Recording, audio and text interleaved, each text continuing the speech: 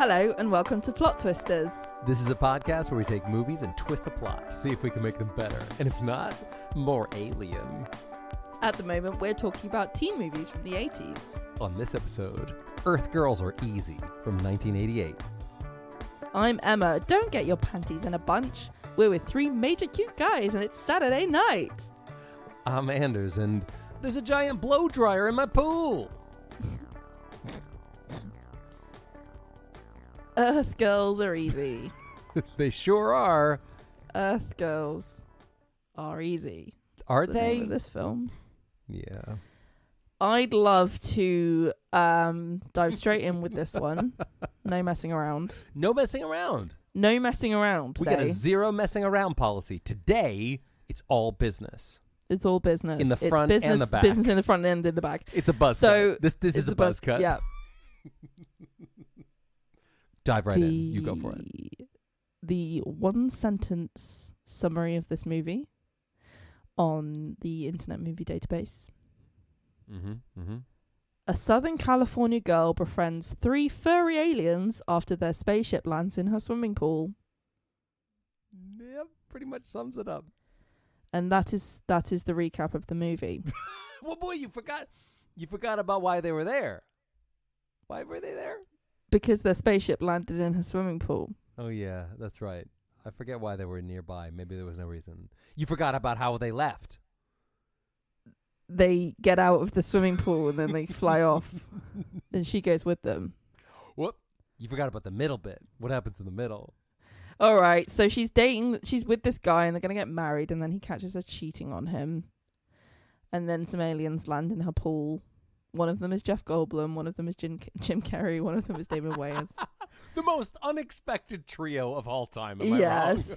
And they're very furry. One of them's blue. One of them's red. One of them's yellow. No, is he yellow? Yeah, he's yellow. Yep. And then she takes them to a salon and gives them a makeover. Makeover scene. And then they look like humans. Right. And there's a scene of sexy Jeff Goldblum coming out of a tanning booth. Oh, man. Which I've got to say was really exhilarating. It's pretty good. It's pretty good. Yeah. I appreciate listeners, you may not want to watch the film, but do find that scene of Jeff Goldblum coming out of the tanning. Because Jeff it's Goldblum pretty good. He's pretty sexy. He's pretty Today. sexy. Guess what? Yeah. Go back 25 years. Oh my gosh. Jeff Yeah. Goldblum. If you're one of these people who's like, why are people always talking about Jeff Goldblum as if he's some sort of sex icon? And I don't get it. He's just the dude from the dinosaurs. He's not Look up that that scene in Jurassic Park where he is lying and has his shirt off, and B, the bit where he walks out of the tanning booth in this movie. I never knew how sexy Jeff Goldblum actually was. I'll be honest with you. I'm one of those young millennial types who only knew Jeff Goldblum from the Jurassic Park and also some really interesting interviews I've heard him on podcasts recently, including but not limited to on Conan O'Brien Needs a Friend. But I didn't know that before that he was just this very sexy man from the 80s. Yeah. And 70s, I guess, probably. I've never We're seen Jeff Gold stands. Exactly. Yeah, it's good. Jim Carrey doesn't look bad either. No, not at all. I mean, a young Jim Carrey, forget about it. And so they have a makeover, and then they go to a very exciting club, which I have to say I would love to go to.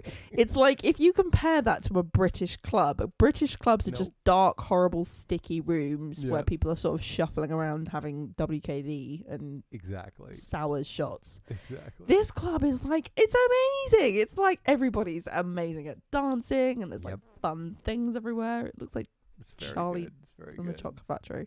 And then she kind of falls in love with the Jeff Goldblum alien, and there is one of the most ridiculous sex scenes I've ever seen in my life. Yeah. And by ridiculous I mean amazing. And then there's some nonsense. The aliens kind of go around. There's an extended dance number on the beach about people with blonde hair. Right. What's the tagline? Because I'm a blonde. Yeah, yeah, yeah. That's a BL. Oh, I don't know. I don't know. I'm blonde. Yeah. And there's a bit where there's a brunette lady sitting on the beach reading a book, and they all come and harass her. Sad. This old killjoy brunette non-sexy person just minding their own business on a beach reading a book, if you can believe it. And they just like kick sand in her face and tell her she's unattractive because she's not a blonde. Oh, that was good. It was good. And then what happens then? They get back in the spaceship. Well, before that, they're with that guy who Michael McKean, who you know is from Spinal Tap and The Mighty Wind and all that. Saul. Right, he's a pool guy.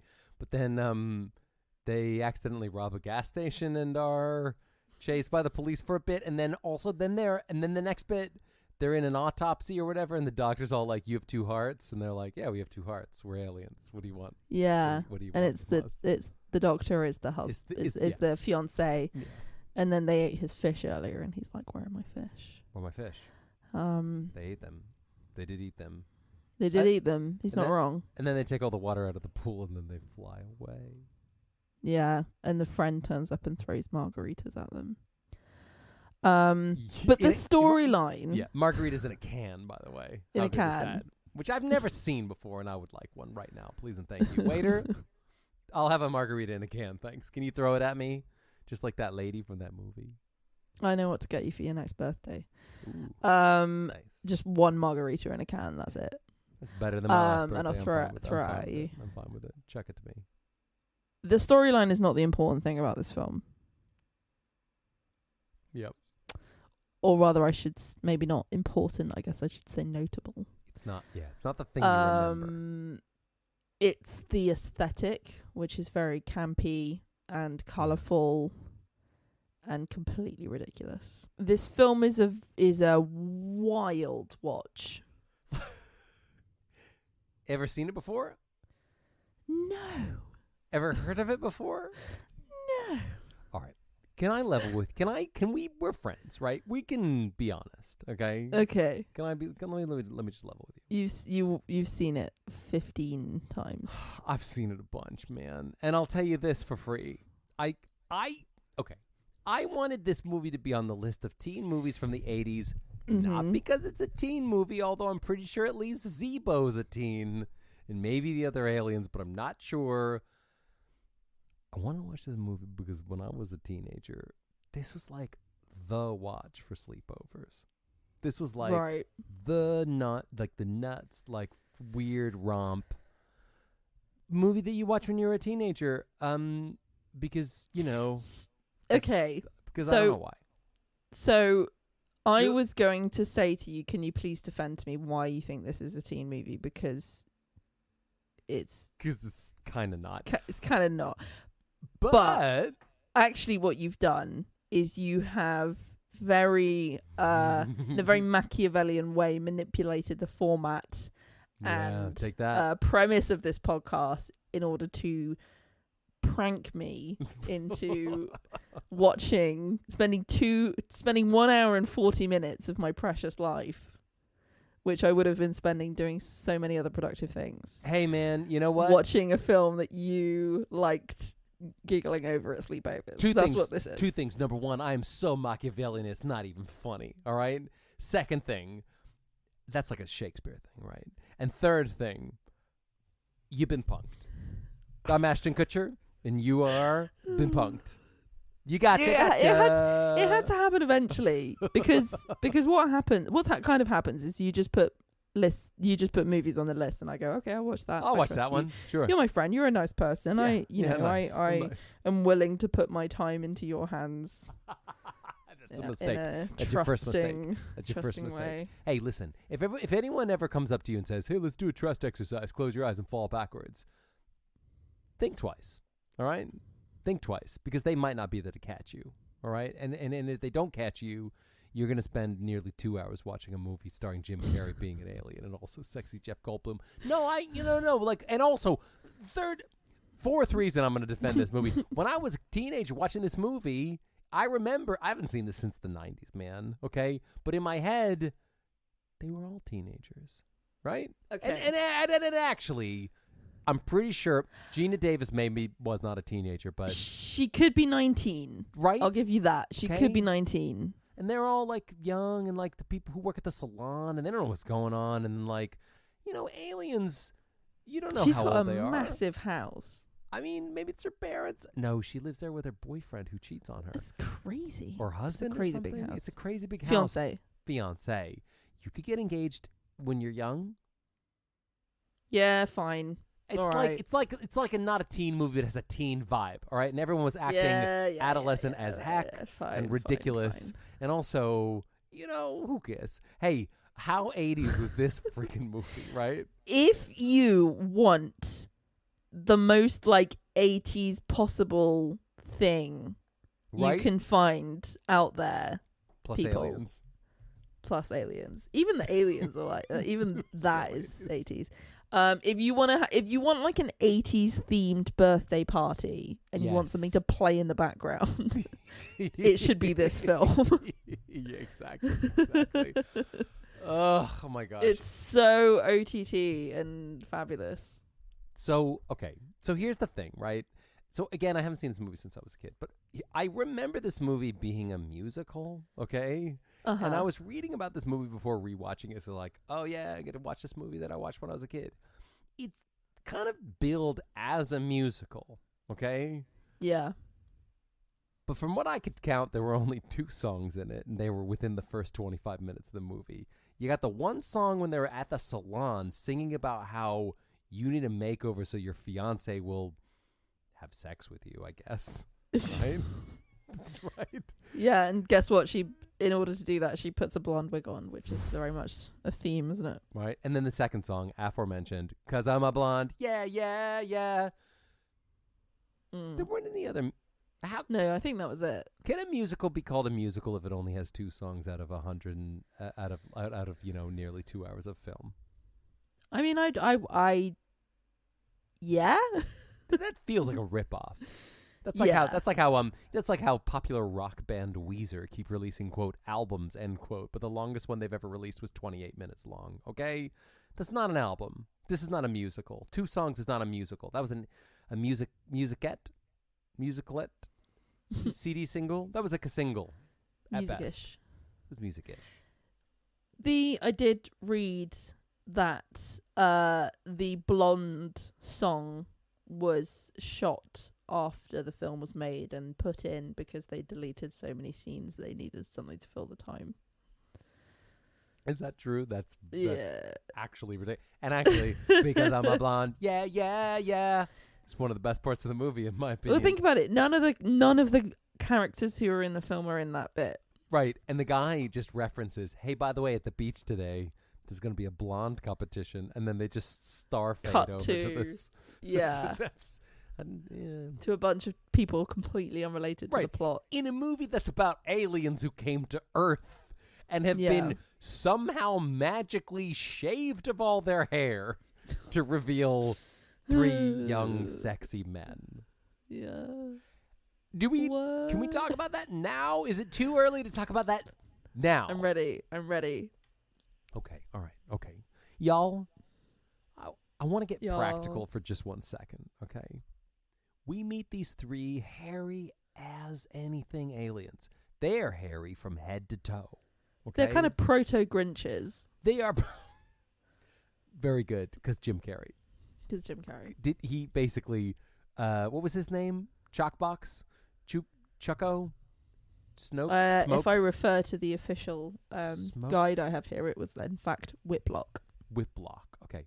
Whiplock is a young The Grinch. That's for sure, right? He's red, not green, but he is basically the same. Oh, and his heart is quite small, but he has 2 of them. So that's a plus that the Grinch really would have appreciated.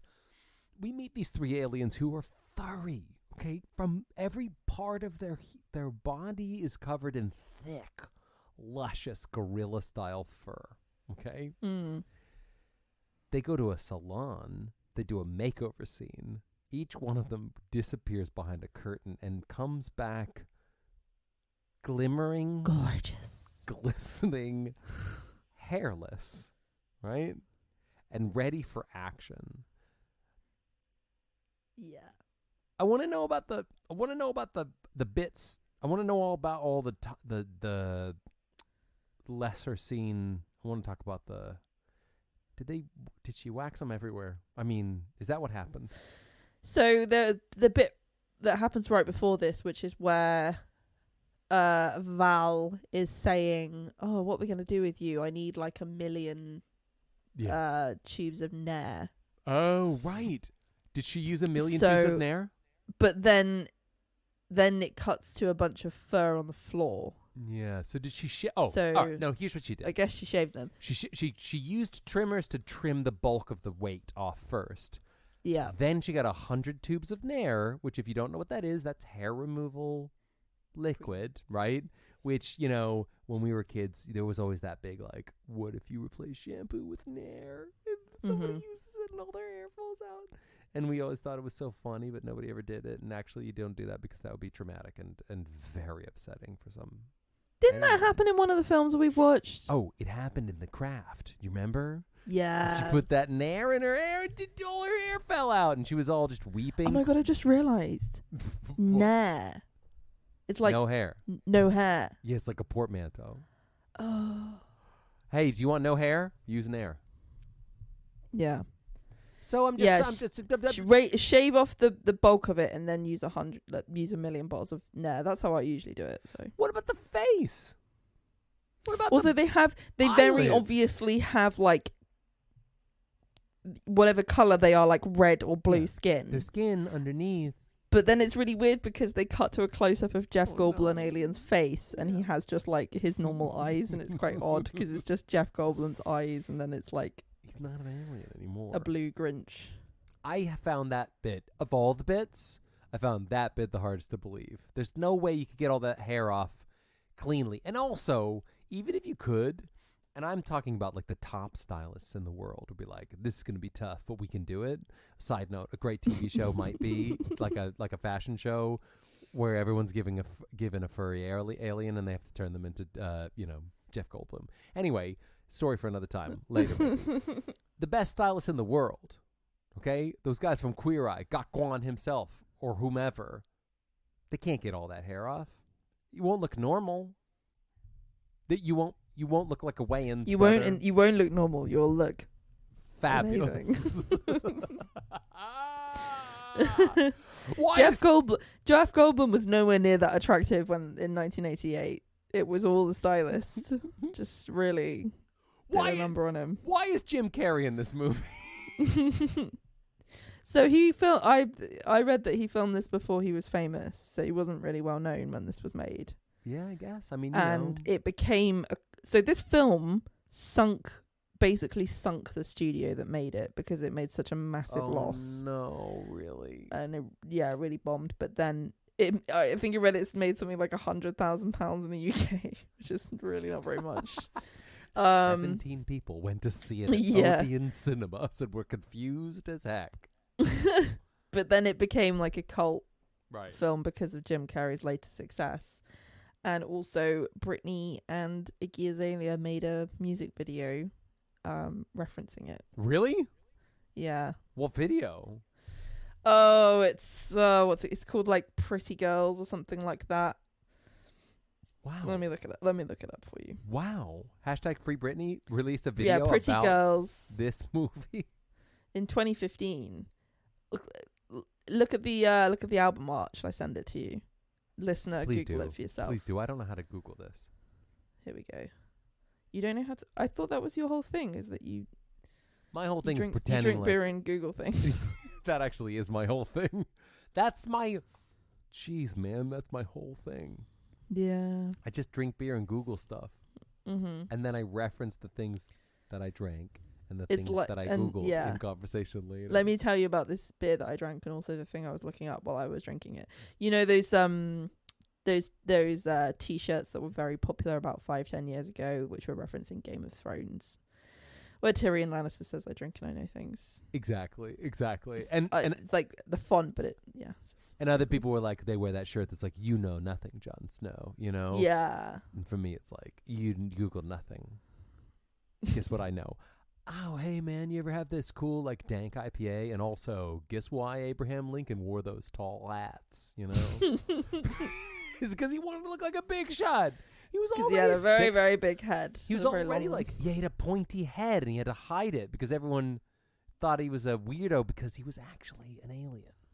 Yeah. Did you know that? There was actually 2 other guys in there stood on his head. Yeah. Everybody thinks that Abraham Lincoln was a man, but he was actually three children. 3 children in a large hat. Exactly. And one of whom was very tall. You know, and then the other 2 were very tiny. And what sucked was when he was assassinated, it was actually the middle one that was assassinated. But that sucks. They had this. But they all had to go. They all had to go because there were 2, and we had a pact, and they were too stubborn to admit it, and they were too proud, and so the other 2 had to pretend to be dead. Yeah, and it was actually the top one that made the famous speech. I don't really know very much about Abraham Lincoln. 77 years ago, my forefathers and we all stood here, and we were like, America, probably. And the bottom guy was moving his mouth, but his voice was actually really squeaky and high pitched, and it was the top guy who was speaking. Exactly. That's fun. Did you ever know, listeners, how much we know about American history? It's more than you thought, probably. Do you know why I know about that 70 years ago? 7 years ago. 7 years ago. Do you know why I know that? I think so. I don't know. Because of cartoons? Because of the movie Kindergarten Cop. Jeez, man. That's pretty good. Because there's a bit where the kids dress up and one of them says it. So he stands up there. This was America. This was your fault. Okay, that's how other countries learn about your culture is through Arnold Schwarzenegger movies. Yeah, and I mean, actually, to be fair, like he does love America pretty much. So he was the governor of California, for goodness sake. Yeah. So there's that. Wait, hang on. What were we talking about? This movie. Why? Because it was from the 80s. What specifically we were talking about? Right. So there's like I think we were talking mostly about Jeff Goldblum. This is a bit like if you go down, if you're hiking down a mountain trail and you decide to take a shortcut, right? And you realize that you're near a beautiful waterfall, but you're way far from the track. Yeah. You're not going backwards, you're going forwards, right? We're going to cut into the water, straight through the waterfall. And guess what? Behind the waterfall is a secret cave. Oh, it's just like Robin Hood. Love seems like only yesterday. We was just a child at play. I liked the aesthetic of this film a lot. And let me tell you my favorite bit. Mm-hmm. One of my favorite things. Was it when she pulls up to the salon and she has a hairdryer in her car and she finishes doing her nails? Hairdryer and oh my god, yes. Yes. I loved that. That was good. What was you? I also loved there was a moment at the gas station. Oh yes. Where a woman pulls up this in bombshell in a convertible. Hot pink car. Right. Which is incredible, and beautiful. She looks amazing. Yeah. And I looked it up, and it's actually her name is the person who was playing that character, who only appears for literally like a second, and she's like, just says like, "Oh my god, what's going on?" Something. Can you back up so I can fill my tank? That was it. Her name is Angeline or Angeline. Angeline, maybe. Yeah. And she is kind of like, I think like a character. Yeah. If that makes sense. Yes. And she's appeared in loads of different things, basically always as herself. Right. And I just love that. It's kind of initially I thought she was maybe a drag performer, but she doesn't seem to be. No. But she looks to me like a drag character. So there is a character in the. This might be nothing. No, it might be something. I've just Googled it. And it might be something. That's what he does. Oh, it's what I do. Let me tell you about the beer I'm drinking. There's a character who appears in one episode of Futurama whose name is Angeline. Yeah. And she's a blonde lady robot who's a bit curvy and wears a pink dress. Curvy. The robot is what, like a round robot? No, like curvy in the human, in the way that like in the boob way. different curves at different points of the body. Yeah. Let me send you. I'm gonna send you a picture of Angeline, and you tell me. She's like a sexy robot. You could say that. I'll tell you that. You could say that. Yeah, she's Bender's on again, off again robot girlfriend. I see. And they like grind their teeth together, and it makes sparks. That's what robots do when they're kids. I can't make Okay. Anyway, I'm pretty sure it's a reference to this movie. Do you think? Well, I think the character exists outside of the movie, or the person, because looking here on her list of credits, you've got the first one where she's credited as Angeline or whatever it is, 1983, and then there's a bunch of them. So, yeah, I think she's her own thing. I don't know. It's sometimes confusing with stuff like this because you have like cultural icons, but you don't know where they're from. I love knowing that this movie tanked at the cinema, I'm sad for the movie company that made it. But like, I love knowing that it was a failure in its own time, but then became a cult classic. It's like when we watched the one. Go on. But I'm a cheerleader. Cheerleader, right?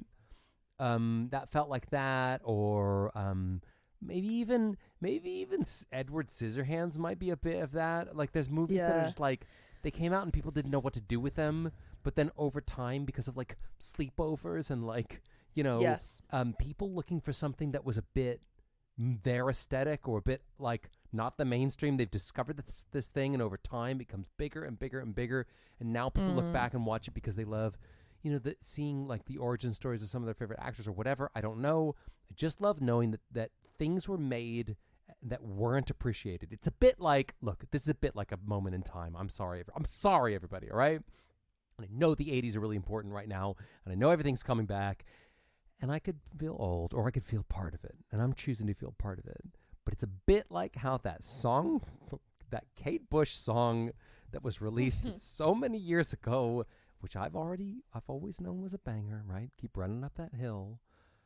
All of a sudden, out of nowhere, it becomes huge again, because now is the time when people can appreciate the aesthetic of the time, and it's removed from the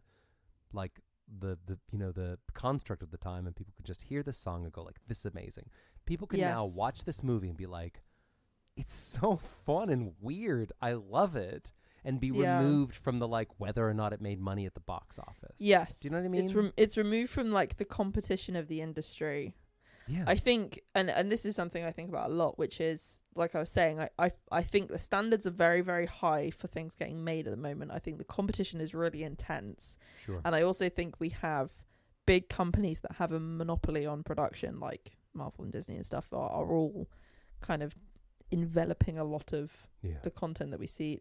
I love all of it, to be clear. I love all of it. But there's a lot of stuff which is coming under those umbrellas, so there's almost no room for independent stories and low budget things to be made. But absolutely, there's someone will always relate to your movie, right? No matter how terrible it is, there will always be someone out there who gets it. Right. And I think that there are a lot of these little gems, like you say, which have some value. It's maybe not like mass market appeal value, and it's not guaranteed blockbuster hit value, but it's value for someone. It's something like I think but I'm a Cheerleader is a great example of that.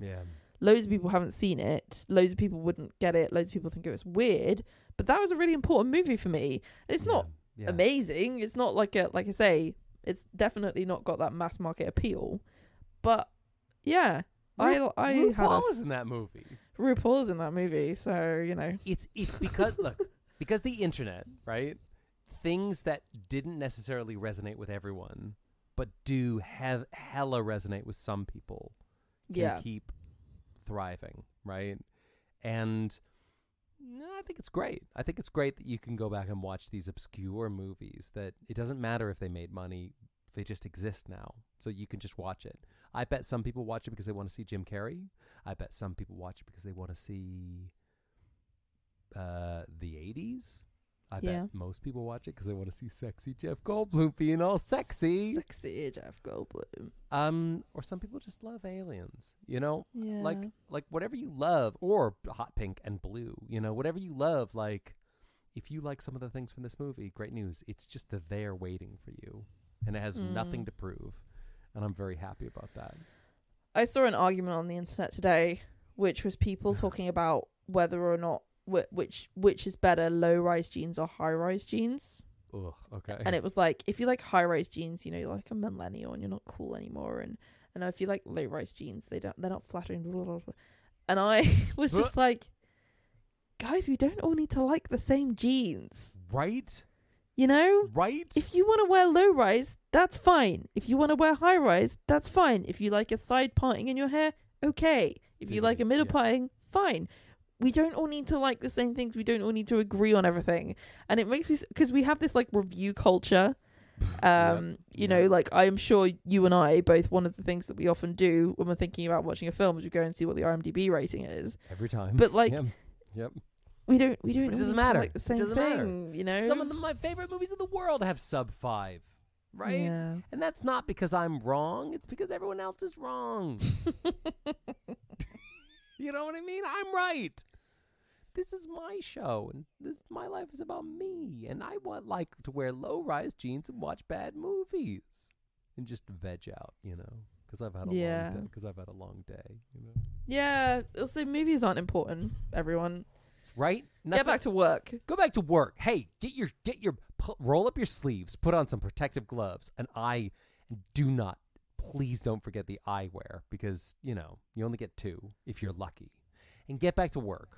And wear a hard hat. This dog food isn't going to can itself. Well, it actually will can itself because it's an automated canning line. Oh, it's like a factory. It's like a manufacturing line. I love that. But it won't supervise itself.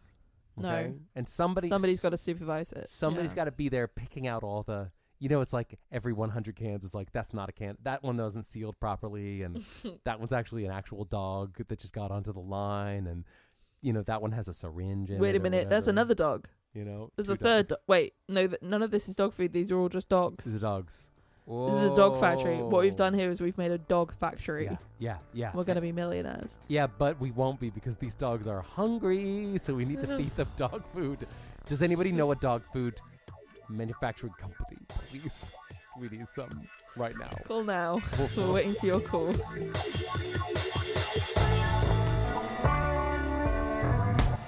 Hey, do you know what's even more exciting than an automated dog food factory?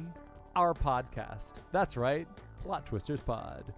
If you know people who like dogs, or even people who don't like dogs but do like podcasts, send them a link to a podcast app or Spotify or even Podbean. Wherever you get podcasts, you will find us. Woof woof, come and get some. Plot Twisters Pod.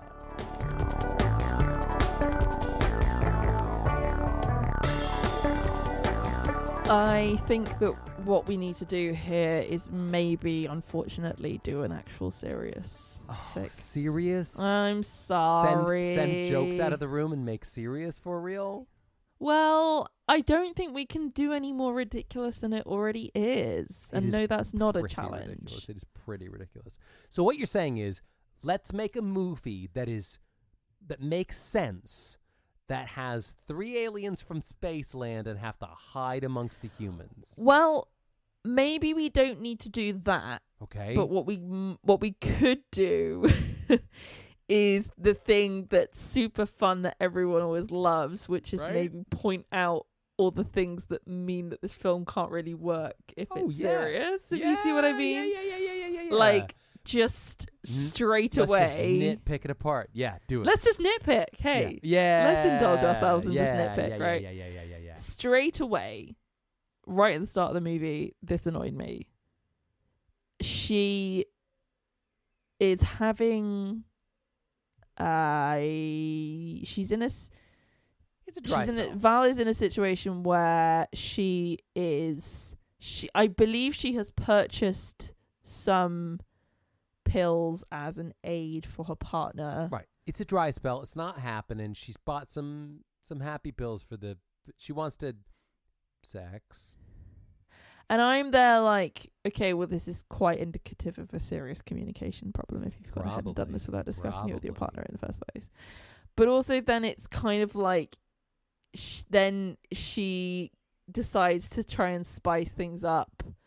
And then the guy turns up and there's this and he brings another woman into their house and she's in the cupboard.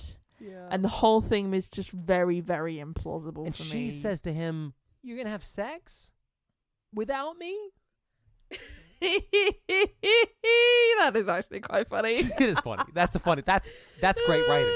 That's great writing. She's not mad about the woman. She's the cheating, mad really. She's just mad that, yeah. Do you remember they did this in Sex and the City? Remember when Sex and the City. Sex and the City. Sex and the City. Sex and the City. The City. That's the one. Let's go with that one. Do you remember in Sex and the City, where which is the one who has long brown hair, and Charlotte, and she marries this guy who's bald who keeps leaving his tea bags everywhere. Yeah, and Samantha thinks it's a sex thing, out. You know. Yeah, and actually it's because he likes tea, you know. But before that, she was married to this other guy who's like a fancy man. Yeah, the guy from Twin Peaks. The guy from Twin Peaks who likes pie, but also he can't do it in the bedroom. And then they have a nickname for Schooner. Remember that, right? And the schooner sailboat can't sail, but then he turns out it can. Hey, maybe like go see a therapist. Go have therapy. Yeah. Yes. Absolutely. I suppose I was more talking about the fact that it's ridiculous that she's in the cupboard for such a long time. Oh, yeah. Yeah, it's her house. And then she's like, I don't know, she doesn't seem very mad about it. Like, they're just about to get married. She's so horny. She doesn't care. She's just like, I bet in her mind she's like, oh, good. I guess sex is a thing that can happen. Yeah. But also, you should jump right out and be like, whoa, who's this floozy? Also, sex? I thought you couldn't do that. But I got you some pills. And then the girl goes, I'm not into this. I got to go. And she leaves. And it was really funny. Because you know what? The whole thing actually was kind of sex positive, the way she was like, and like, she wasn't just super angry about it. No, she's just like, great. It all works, I guess. Let's do it. All three of us. Okay, cool. You know? So the next thing that's implausible that I already mentioned is that her house is huge and she is a part-time hairdresser. Yeah. With no money. I think she's a nail technician. Oh, yeah. And she has a massive pool in her house. All right. I was just mad in Los Angeles, and I was just mad about that. Here's the thing, though, right? Number one, don't nails cost a lot of money to get techned? They do. And I'm sorry I don't know that. I'm sure there were a lot of, like, people know that. You know, I met someone today who was like, they were talking about that they do, like, hair removal or whatever, you know? Like beauty, it's a beauty place or whatever. And this woman said, oh, well, you wouldn't know. And I went, I could know. I have hair. Wait. She said you wouldn't know what? About hair removal. Like, as in, like, oh, because you're a man, you wouldn't know about, like, elective hair, removal or whatever, which is true. All right. I have not had a lot of experience with removing hair other than from my face with a razor. However, don't assume, okay? Well, I would like to say that wasn't about you. That was about maybe somebody who's told other people their job title millions of times and been faced with blank or judgmental expressions, feeling jaded. Well, I said, when she said what she does, I said, oh, wow, yeah. Hey, I made some actually probably really dumb remark like, there's a lot of hair that needs to be taken off, because I like to make things awkward, I like to throw sentences out that alienate me, right away. Do you know what I would have said to make that situation awkward? What would you? I would have said, oh, that's cool. Did you know that women having to remove hair was a thing that was invented by the Gillette company because they needed to find a way to branch into 50% of their market that they weren't currently selling to, because before that only men were styling their facial hair. Boom. So they started advertising specifically targeted towards women, essentially shaming them for having body hair and suggesting that it was unsightly and represented poor like maintenance and health. So it sucks. Just because they wanted to sell them razors. So that's why women remove their body hair. That's what I would have said to this person who was explaining their livelihood to me. Yeah, fair enough. One time I remember I was walking into a grocery store and there was somebody walking by with 2 dogs, and one was a really big one and one was a really small one, you know? And sometimes what normal people would have said was nothing. They would have just walked into the grocery store and bought some bread or whatever. Because that's what humans do, is they walk by a person with 1 big dog and 1 little dog and they just don't say anything because it's just a person with 2 dogs. But I walked by and I looked at them in the face and I said, wow, 1 big one, 1 little one. All right. And I kept walking. They looked at American. me. They looked at me as if to say, howdy. Hey, 1 big, 1 little one. Right?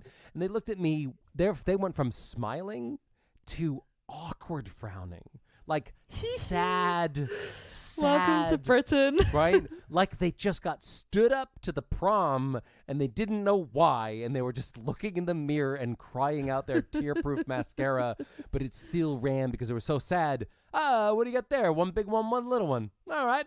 And they looked at me with daggers in their eyes. What's wrong with this guy? Yeah, we have 2 dogs. They didn't say this. Really? Yeah. Really? Come on, dude. This. You had to point out like this. Now, here, in this supermarket. One was so big and one was so little. You know, do you know what I would have said? Matching dogs, you ding dongs. What would you have said? Nothing. Well, I wouldn't have said anything because I would have been staring at my phone. Of course not. Of course they would have walked around. You wouldn't have even seen the dogs. I wouldn't have even know. I wouldn't even have been at the grocery store because I would have been shopping online. I get it. Yeah. What was my point? My point is this. Sometimes I probably would have said, "Hey, can I pet your dog? They're really cute, thanks." And then we would have had a nice conversation because I'm quite a nice person. Yeah, but which one would you have pet? The big one or the little one first? We don't have time for this. The big one. Big one. Big dogs are real dogs. Always go big. Big dogs. Big dogs eat the most. Big dog supremacy. You go big dog. So. I don't know. I'm trying to pick this film apart and nitpick it, but it's fighting back. Yeah. Like how is it that the aliens? Why aren't the aliens doing anything? They're just on a spaceship, and there's a bit where one of them says something like blah blah blah blah blah blah, which translates as "Go on a spaceship." They said, "See the universe." Yeah. Go, it must be nuts. And then another one's like, "Yeah, I haven't seen a girl in ages," and I'm like, how? Why? What? Okay, There's this race of aliens that exist. Yes. We don't know where they're from. We don't know what they're doing. We don't know why they're there. Right. But they look similar enough to humans. Mm-hmm. And they have... they have 2 hearts, but otherwise their anatomy, I'm led to believe, is fairly similar to... Hey, Geena Davis looks at a nude... Homo sapiens. Nude... alien... You know... She porks an alien. She does it. And then has the weirdest dream ever. Where everyone's wearing masks. It's black and white. That was kind of cool, actually. Good. So good. It was kind of cool. You know, we're trying to pull this thing apart, but we can't. I know. Also, did you clock when they were talking to each other at one point? And I forget what the conversation was. But apparently, the alien played by Jeff Goldblum, at least in this scene... Their pronouns are she, her, because they refer to her as her twice. What I'm saying is, there's some funky, weird alien stuff going on. And Jeff Goldblum is a lady alien, I think. Just saying. I don't think that was accidental. And also, doesn't he quote a movie at some point? I think he says something in alien gibberish, but I'm pretty sure it's a quote from a movie. Fine. It's all fine. Do you know what? Let's not twist it. This movie was perfect. No, it's fine. It was great. It was great. It's the dumbest, it is what it is. Ever. It is. Yeah, it is what it is. Yes. And it's just. Yes. we have to accept things for what they are. It was really silly and over the top and ridiculous, but I liked it. It was fine. Leave it. Just leave it. It's a fun. Don't reboot it. Please. Don't reboot this. Okay? Hey, Hollywood. hey, you fat cats in Hollywood getting fat on your own kibble, your own fish sticks. Don't remake this movie, okay? You've done it enough, okay? I've been saying this for years, and in fact, if you ever make an action figure of me, okay, and I pray that you do, one of the things it will say when you pull the ripcord back is, man, I'm just some guy. And then the next thing it will say is, craft beer and what I think about life based on Google. Right? Yeah. And the third thing it's going to say is, stop remaking movies already, Hollywood. Come up with an original idea. How hard can it be? We do it every week. Okay? We do, and they're always really good. We do it entirely marketable with practical ideas. Single week. Close your eyes and come up with a movie. Don't remake this movie. Because this movie was, I bet you it felt kitsch and out of time and out of date. Day one, right? Because when I watched this movie in the 90s as a teenager at sleepovers, we used to make fun of how weird and old and 80s and nuts this movie was. And that was more years ago now than when the movie was old when we watched it. You know what I mean? This movie's like 25 years old. And in 25 minutes after they made it, it was like, kitsch. What are you going to say? Don't say it. Did you just say this movie? You just said this movie is 25 years old. Okay, all right. It's not. You want to know how old this movie is? 35, 32, 44, 107. I don't do math real good. It came out in 1988, so like 35, I think. Yeah. If you were... Wait, how old are you, and how much younger is this film? Well, a gentleman never tells his age. I'm as young as I feel. Okay. And 39, which is how old I am. I came out in 83. This movie came out in 88. And in 89, I think people watched it and went like, how fucking old, how flippin' old is this movie? You know? But I don't care. It's Benjamin Buttoning is aging backwards. This movie is fresh and new and unique to me.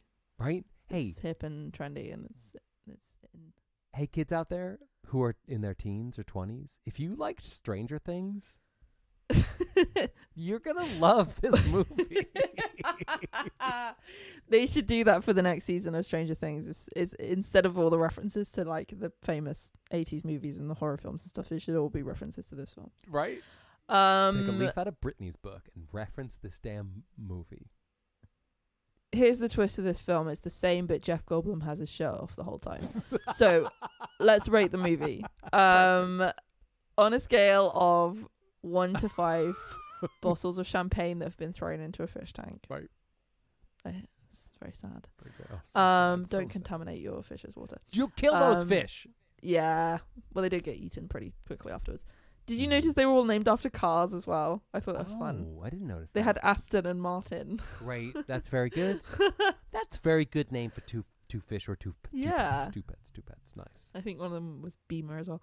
How many bottles of champagne do you rate the movie Earth Girls Are Easy?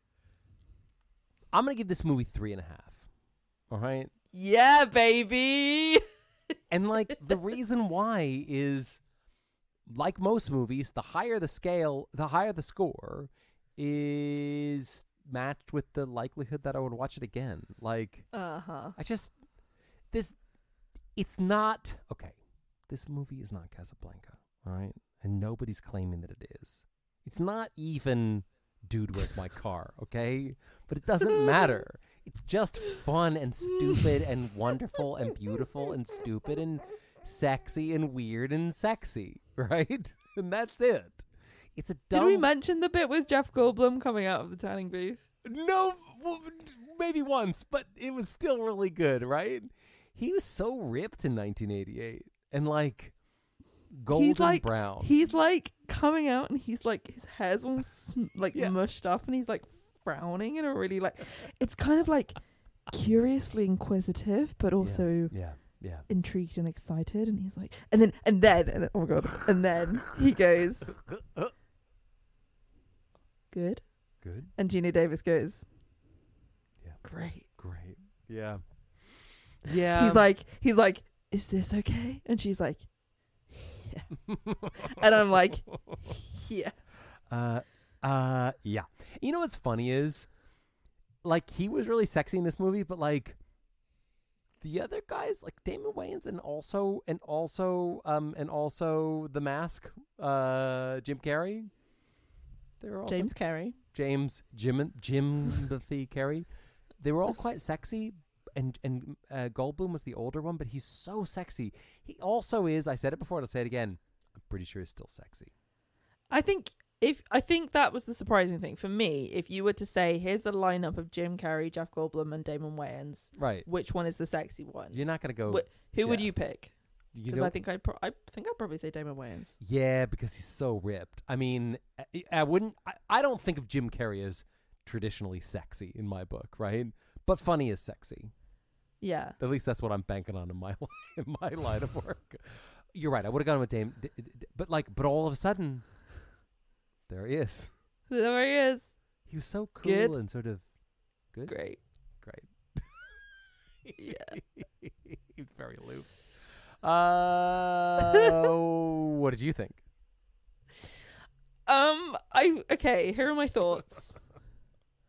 I feel like I can't really give the movie Mannequin a 5 and then criticize this movie. I forgot how good Mannequin was. Drastically, because they're in a similar sort. Yeah. It's in a similar. It's an 80s romp. It's just fun. Yeah. Mm-hmm. I think I am gonna have to go with. I don't know. 3. I'm going with a 3. Yeah, I'm going with 3. And I think it's because I spent so much of the film like flip-flopping between whether I was enjoying it or really hating it.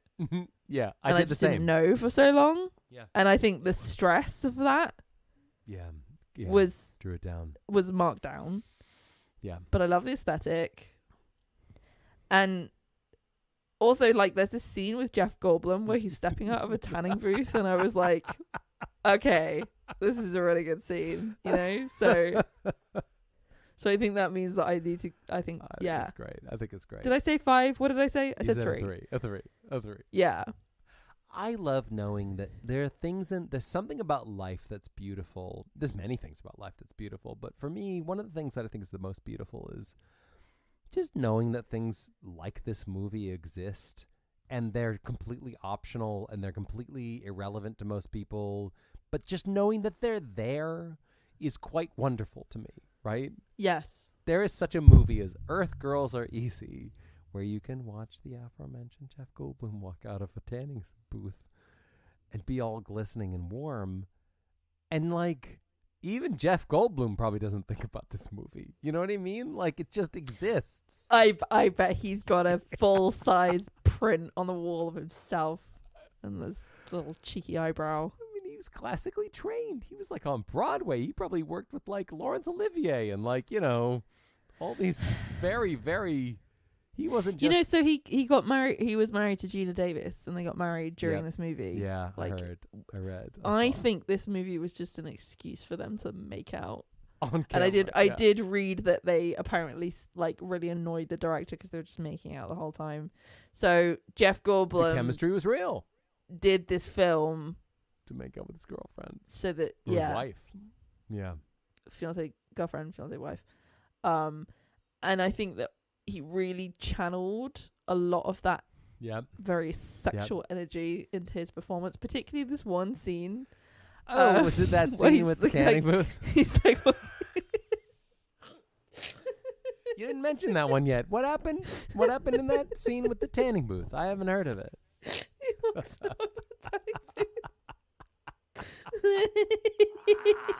And then the T-Rex comes right in and just gobbles him up. Life finds a way. Life. Chaos theory. Wow, man. Wow.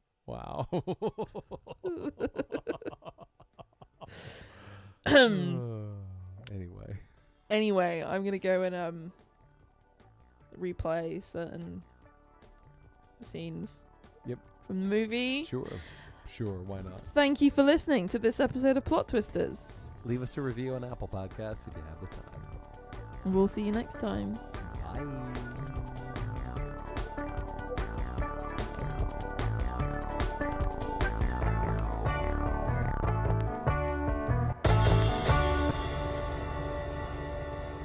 Hey, one big, one little one. Right?